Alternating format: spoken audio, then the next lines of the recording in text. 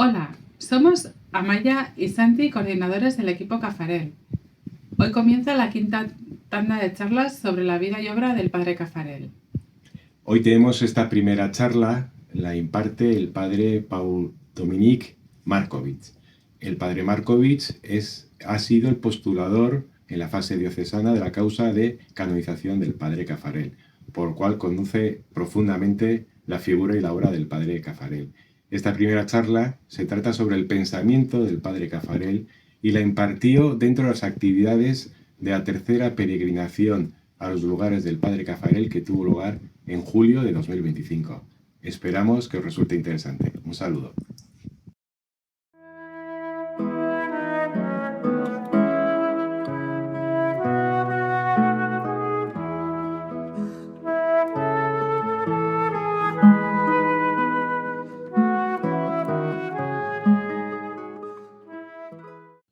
Alors, la première chose à dire, qui est essentielle, qui est fondamentale, depuis 20 ans que je travaille, 20 ans ou 15 ans que je travaille sur le Père Cafarel, la chose importante à retenir, c'est sa vocation.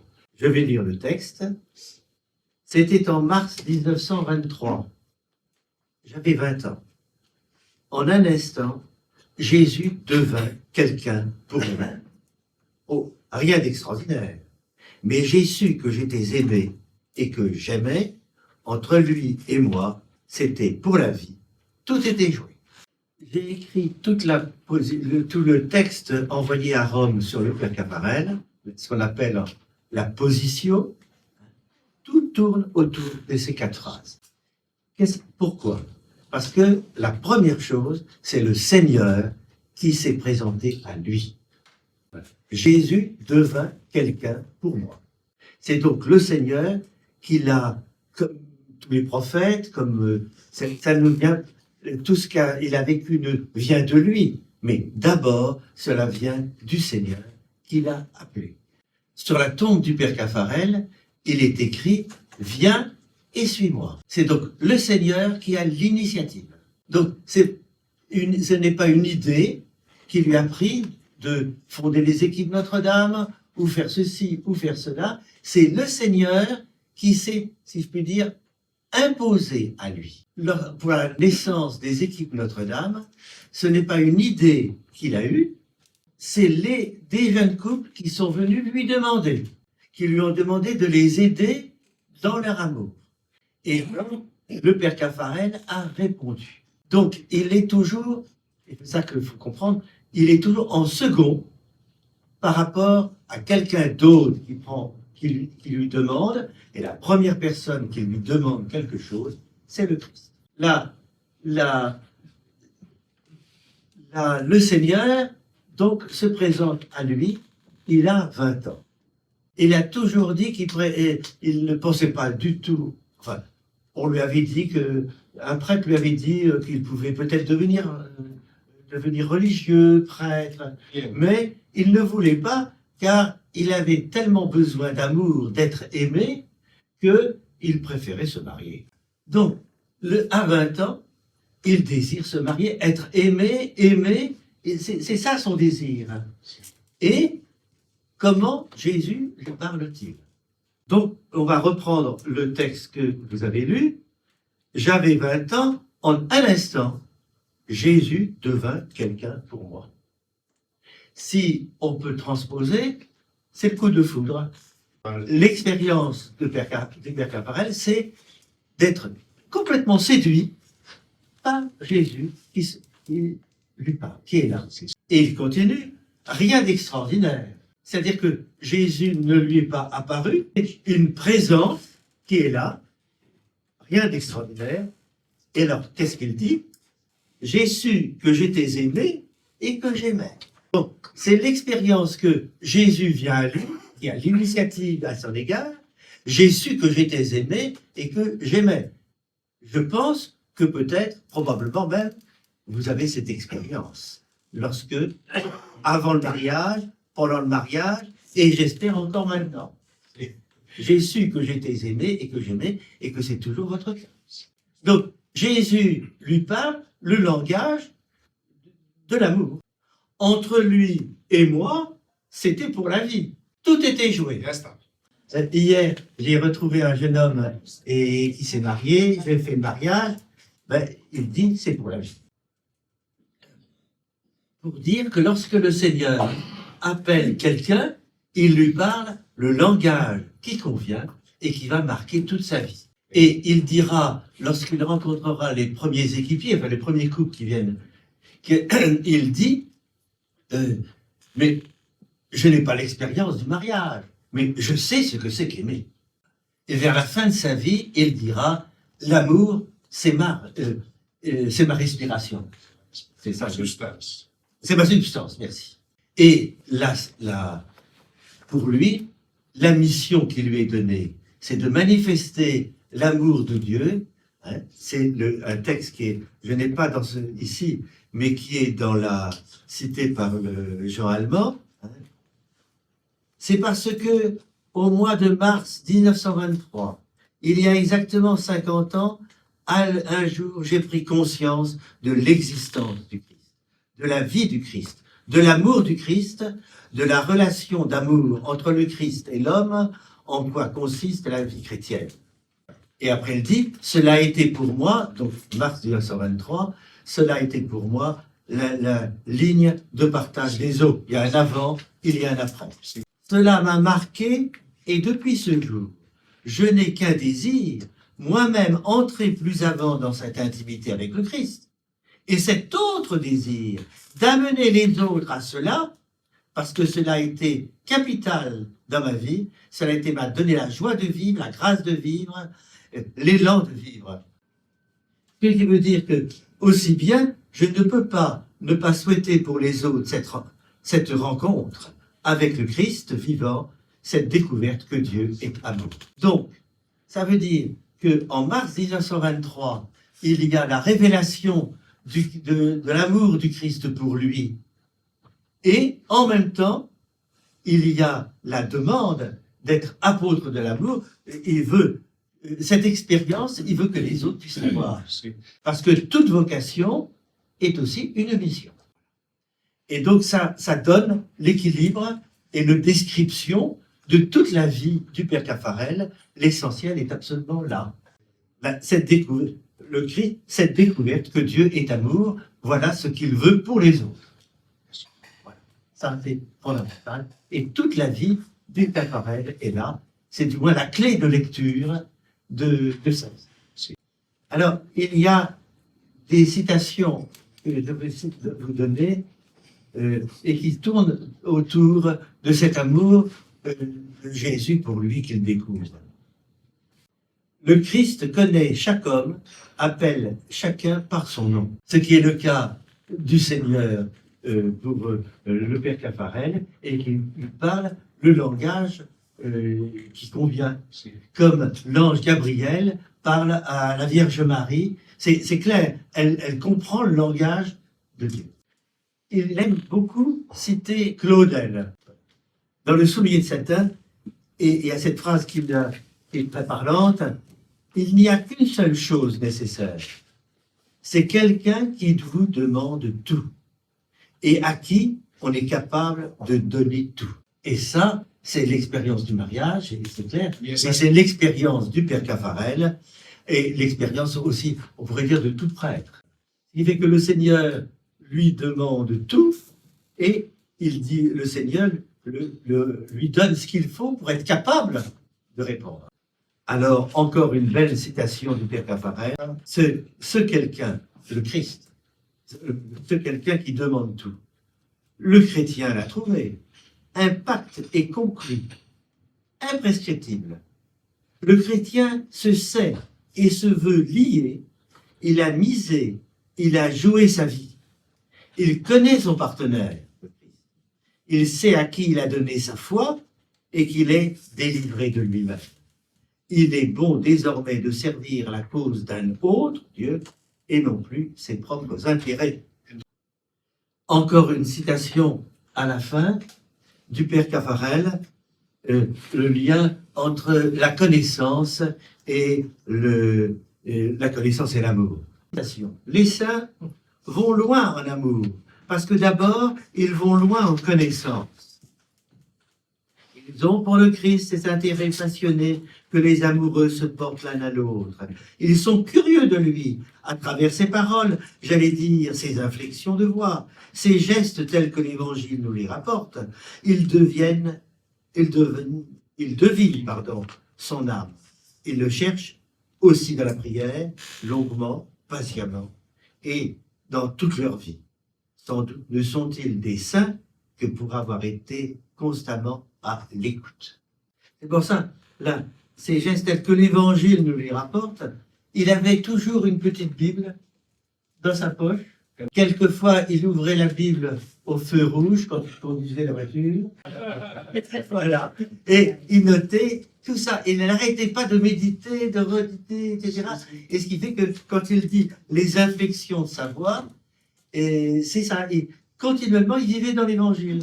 C'est pourquoi il a, à trop sûr, les commentaires, les homélies, les commentaires de l'Évangile étaient pour les écouteurs passionnants. Comme on dit en français, on y était. C'est-à-dire, on a l'impression qu'on était vraiment avec Zachée, avec etc. Voilà. Et puis, le silence, parce qu'on dit ça longuement, aussi la prière, eh bien, le silence, je le redirai tout à l'heure, mais c'est ça. Voilà. Jean Allemand, Henri Caffarel, un homme saisi par Dieu. Le titre est excellent. C'est le père Caffarel. Il s'est donné à Dieu. Bon, bien, mais ce qui est la pointe, là, saisi. C'est-à-dire, c'est vraiment le Seigneur qui l'a pris, alors il s'est donné. Mais d'abord, c'est l'initiative. Sans doute ne sont-ils ces saints que pour avoir été constamment à l'écoute. Je me souviens, postulateur, avoir rencontré beaucoup de témoins, et on me disait... c'est une dame, je crois, pas certainement. Il avait un regard perçant. Elle est 30. J'ai dit, mais c'était peut-être indiscret. Non, m'a-t-elle répondu, il cherchait dans l'autre les traces de Dieu, ce que Dieu voulait. C'était Dieu qu'il cherchait en moi. Il était à l'écoute pour aider quelqu'un, il voyait elle, et puis comment Dieu se débrouillait avec elle. C'est respecter profondément la personnalité de quelqu'un, ou ma personnalité à moi, par exemple, c'est moi, et la présence de Dieu en moi. C'est chacun d'entre nous.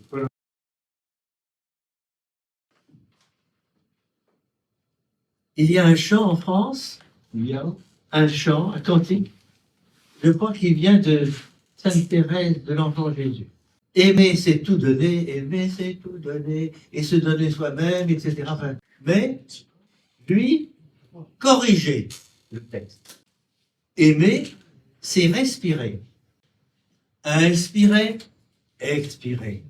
Inspirer, recevoir, donner. Recevoir, donner, ou donner, voilà. Recevoir l'amour en un instant, c'est ce que disait, Pierre Caffarel, n'est-ce pas? Voilà. J'ai su que j'étais aimé et que j'aimais. Donc, continuellement, cet aller-retour de recevoir la vie de Dieu et continuellement de la donner aux autres, et en tous les cas à Dieu, de l'aimer en retour.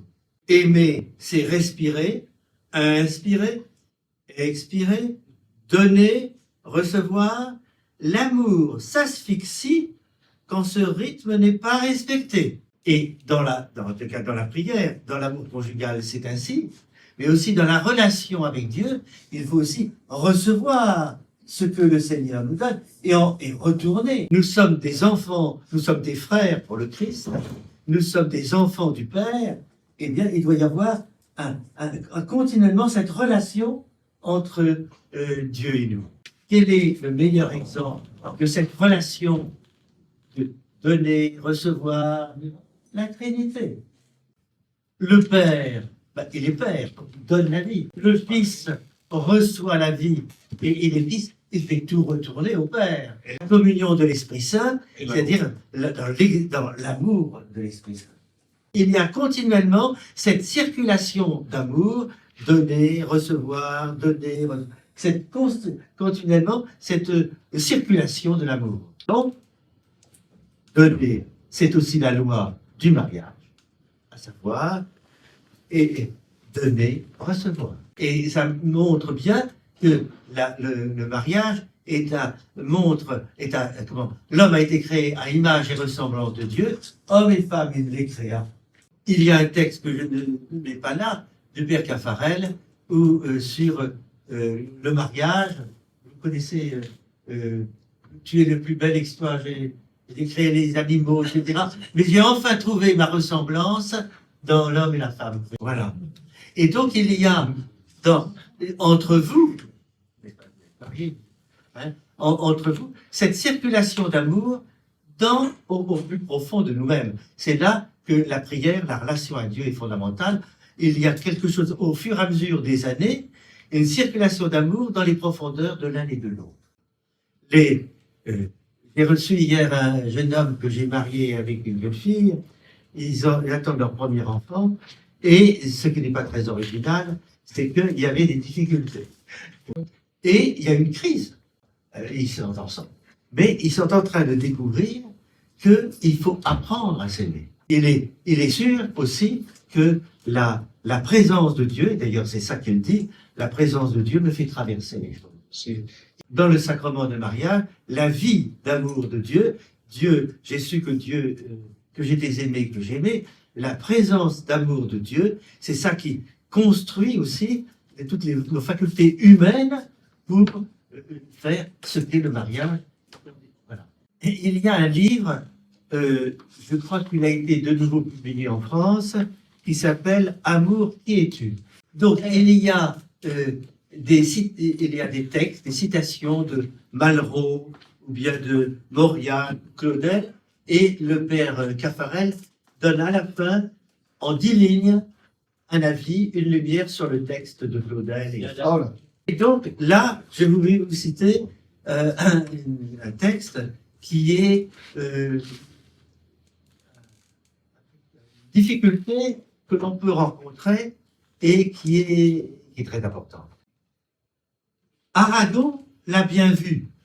Le goût de l'absolu est plus répandu que la grippe.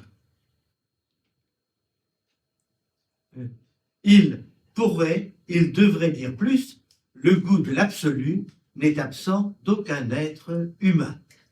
Et le père Caffarel continue, rien, par définition, ne saurait rassasier ce goût de l'absolu parmi les biens de la terre, fussent-ils les plus rares, les plus purs. Ni l'art, ni même l'amour, l'absolu. Faute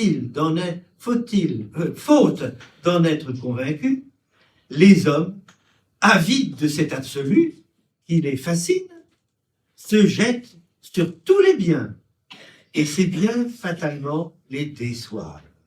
Telle Bérénice, s'imaginant qu'elle va trouver l'infini dans le fini, dans un banal garçon. Tels sont ces hommes et toutes ces femmes qui brûlent et détruisent l'être qu'ils aiment au feu de leur insatiable exigence d'absolu. Ils portent l'enfer avec eux, en eux. Alors que leur conseiller d'éteindre le feu, mais ce serait éteindre leur âme, qu'ils croient plutôt à l'existence de cet absolu et à la possibilité de le rejoindre, mais qu'ils renoncent à l'espérer d'un être humain. Alors, qu'est-ce qu'il y a derrière? C'est que lorsque l'autre n'est plus un absolu, quel absolu? Dieu seul. Et c'est lorsque Dieu est l'absolu de l'amour, eh bien, c'est dans la nature de Dieu de faire que l'homme et la femme s'aiment de façon absolue. Plus nous aimons Dieu, plus nous pourrons nous aimer les uns les autres, plus Dieu est un absolu, seul, et plus, justement, on peut aimer sa femme, son mari ou son prochain. On peut les aimer totalement. Parce que si Dieu, d'ailleurs le père Caffarel emploie ces mots-là, si Dieu est l'absolu auquel on se donne, il ne peut pas être jaloux des personnes qui s'aiment et qui veulent s'amener et qui veulent s'aimer totalement. Et le jeune homme que j'ai vu hier me disait, mais heureusement qu'il y a l'amour de Dieu, parce que tout s'ouvre. Toute l'affaire, à quel niveau on s'aime? À quel niveau? À quelle base? Si c'est en Dieu, les possibilités sont évidemment immenses. Évidemment, tout cela, tout cela demande énormément de temps, de la vie. Le père Caffarel disait aux premiers équipiers, cherchons ensemble. Et il disait aussi que nous sommes des chercheurs de Dieu. Plus on cherche et on découvre l'amour de Dieu, plus nous pouvons nous aimer les uns les autres. Les missions du couple est la première, et c'est ça qu'il faut comprendre dans les équipes Notre-Dame et dans notre vie. Lo primero que tenemos Les équipes Notre-Dame ne sont pas un mouvement d'action, mais on est un mouvement d'actif. Voilà. Dans une paroisse, le prêtre, le curé disait, je ne sais pas ce que c'est que les équipes Notre-Dame, je ne les vois jamais dans ma paroisse. Monsieur le curé, je vais demander aux autres aux couples qui sont dans votre paroisse d'arrêter de travailler pour elles. Au début d'une semaine, il a appelé, Et donc, là, quelle est la première mission? C'est clair que c'est manifester l'amour de l'amour. La première manière de vous acquitter de votre mission, c'est de vivre toujours plus parfaitement votre amour. Il faut voilà. Et donc montrer, je n'ai pas les textes là, montrer combien Dieu est à la source de votre amour et combien Dieu guérit votre amour, guérit, déploie vos pauvretés et que voilà. Je suis membre d'une équipe, bien sûr, et je vois les problèmes qui peuvent avoir, les joies et les difficultés qui peuvent arriver chez les couples. Et je vois le travail qui se fait chez l'un, chez l'autre, et je suis admiratif. Parce que moi aussi, je travaille sur ma vie. Et donc, il y a une entraide, c'est ça le mot, il y a une entraide profonde entre les équipiers, le prêtre et tous. Et je vois une semaine, un mois, il y a un couple où ça c'est difficile. L'année, au premier, je me disais, mais mon Dieu, c'était épouvantable, qu'est-ce qui m'est arrivé? Ben non, c'était tout à fait calme. Et puis c'est un autre couple, et hop, on avançait. Vous voyez l'entraide fondamentale que cela nous donne. Hein? C'est la première mission. Il reste quand même pas mal de monde qui ne sont pas dans les équipes Notre-Dame. Les gens sentent le travail qui se fait. Et c'est ça le témoignage, c'est le témoignage de couple qui travaillent sur eux, qui progressent, qui reculent, qui avancent, etc. Et ça, c'est le terme. La deuxième mission, c'est l'hospitalité. En autant si dur pour beaucoup, c'est en 1970, le pape Paul VI, et c'est la guerre froide, en fait, actuellement, nous avons d'autres problèmes. En autant c'est dur pour beaucoup, quelle grâce d'être accueillis en cette petite église. Selon le mot de Saint Jean Chrysostome, d'entrer dans sa tendresse, de découvrir sa maternité, d'expérimenter sa miséricorde, tant il est vrai qu'un foyer chrétien est le visage riant et doux de l'Église. Le visage riant et doux de l'Église, qui est dans le texte de Paul VI, est une citation d'un couple qui était dans l'équipe du Père Caffarel. C'est un apostolat irremplaçable qu'il vous appartient de remplir généreusement, un apostolat du foyer pour lequel la formation des fiancés, l'aide aux jeunes ménages, le secours des voyants en détresse constituent les domaines privilégiés.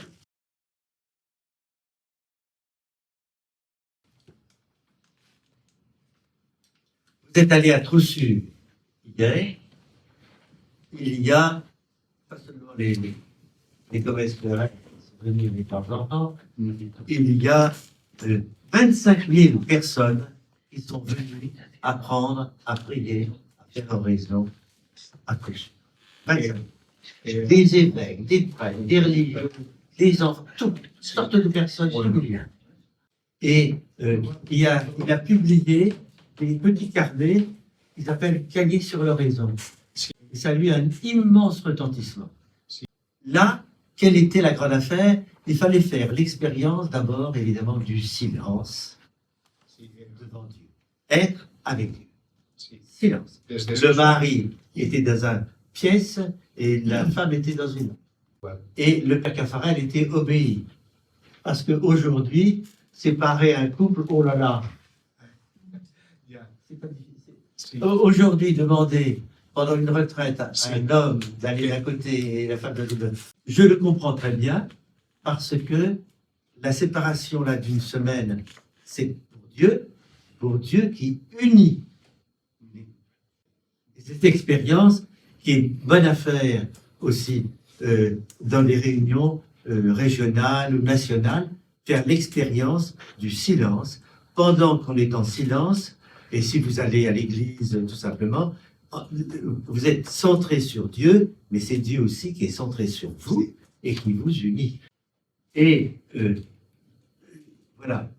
Et quand je lis les écrits du père Caffarel, pour moi c'est la chose la plus importante que je puisse dire. Voilà.